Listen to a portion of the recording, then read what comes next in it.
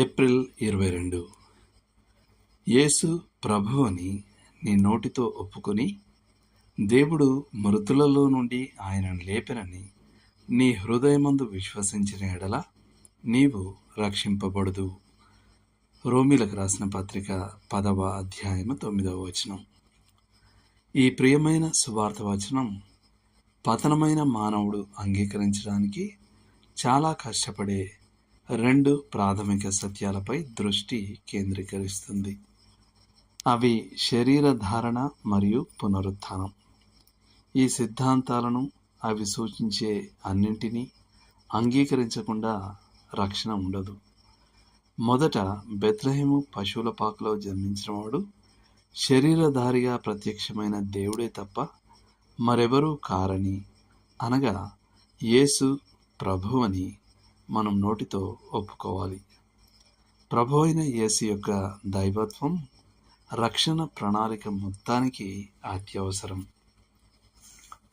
రెండవది, దేవుడు ఆయనను మృతులలో నుండి లేపరని మన హృదయంలో విశ్వసించాలి. కానీ ఇది కేవలం పునరుత్థానం అనే వాస్తవం కంటే ఎక్కువ అర్థాన్ని ఇస్తుంది. ఇది ప్రభు అయిన యేసు మనకు ప్రత్యామ్నాయంగా శిలువపై మరణించాడనే వాస్తవాన్ని కూడా కలిగి ఉంది. మన పాపాలకు రావాల్సిన శిక్షను ఆయన చెల్లించాడు. నిత్యత్వం అంతటికీ మనం సహించవలసిన దేవుని ఉగ్రతను ఆయన సహించాడు.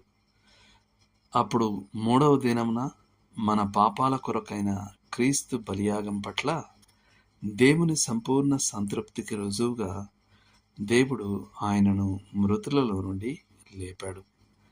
మనం ఆయనను ప్రభువుగా మరియు రక్షకునిగా స్వీకరించినప్పుడు మనం రక్షించబడ్డామని బైబిల్ చెప్తుంది. కానీ ఎవరైనా ఇలా అడగవచ్చు, విశ్వసించడం కంటే ముందు ఒప్పుకోలు ఎందుకు పెట్టబడింది? మనం మొదట విశ్వసించి ఆ తర్వాత ఒప్పుకోం కదా. 9వ వచనంలో పౌలు శరీర ధారణ మరియు పునరుత్థానాలను నొక్కి చెప్తున్నాడు, మరియు అవి సంభవించిన చారిత్రక క్రమాన్ని ఇస్తున్నాడు. మొదట శరీర ధారణ, తర్వాత 33 సంవత్సరాల తర్వాత పునరుత్థానం.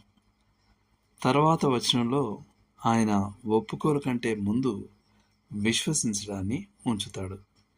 ఏలైనగా నీతి కలుగునట్లు మనుష్యుడు హృదయంలో విశ్వసించును, రక్షణ కలుగునట్లు నోటితో ఒప్పుకొనును.